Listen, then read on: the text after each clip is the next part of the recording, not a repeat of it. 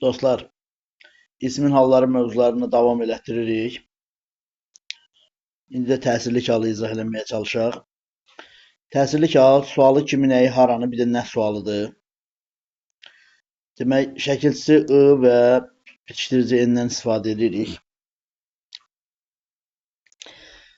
Təsirlik hal əşyanın təsir nöqtəsini bildirir. Təsir nöqtəsi nədir? O kitabı vərəqlədir. Vərəqləməyin təsiri kitabın üzərindədir. Yəni kitabı vərəqləyir. Təsir, hərəkətin təsir nöqtəsi kitab. O məni çağırdı. Belə desək, hərəkətin təsir nöqtəsi mənəm. Demək, təsirli hallı söz feillə əlaqələnir.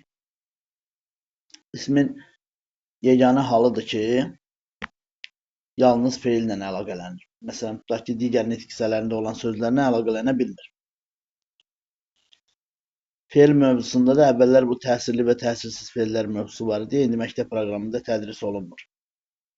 Təsirli feillər ismin təsirlik halında olan sözlərlə əlaqələnən feillərdir. Oxumaq, yazmaq, bilmək, demək. Oxumaq nəyi oxumaq, kitabı oxumaq. Yazmaq nəyi yazmaq, çalışmanı yazmaq. Demək nəyi demək, sözü demək. Bilmək, dərsi bilmək və s. Demək, təsirlik halda yiyəlik hal kimi müəyyənlik və qeyri-müəyyənlik bildirir. Müəyyənlik bildirən təsirlik hal cümlənin hər yerində işlənə bilər. Bax, məsələn, deyirəm ki, məsələn, kitabı müəllimdən aldım cümlənin əvvəlində. Məsələn, o kitabı çantasına qoydu. Ortada demək, məsələn, cümlədə inversiya baş versə, cümlə özlərinin sırasını pozsaq, cümlənin sonunda da gələ bilər. Götür kitabını. Belə deyirik, cümlənin sonunda olur. Amma cümlə özlərinin sırasını düzəltsək, xəbərin əvvəlində işlənir də, bilirsiniz. Tamamlıq çünki xəbərə aid olan cümlə üzvüdür. Tamamlıq da təsirli hallı sözdə cümlədə tamamlıq olur.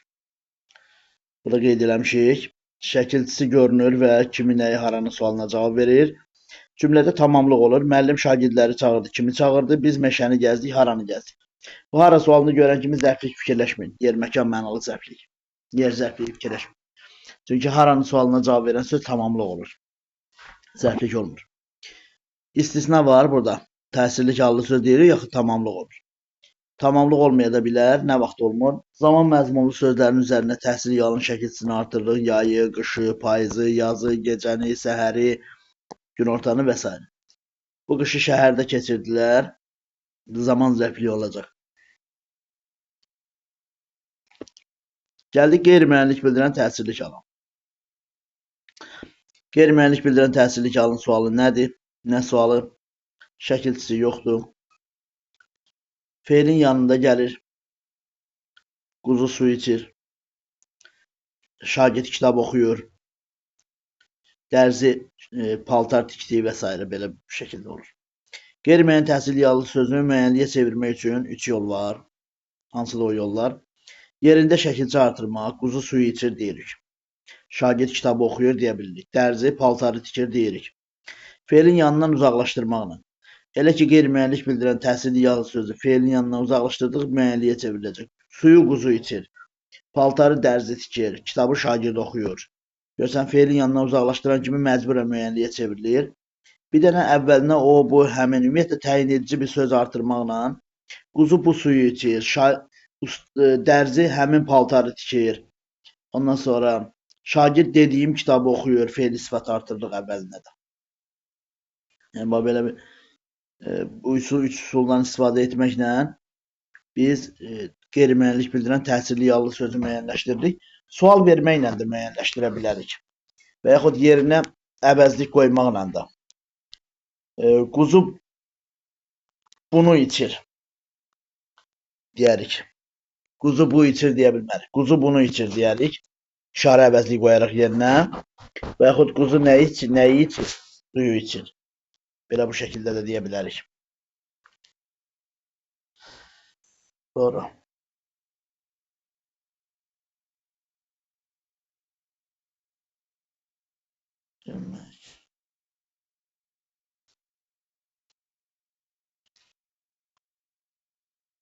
Davamında Hələ ki təhsillik haldan danışırıq.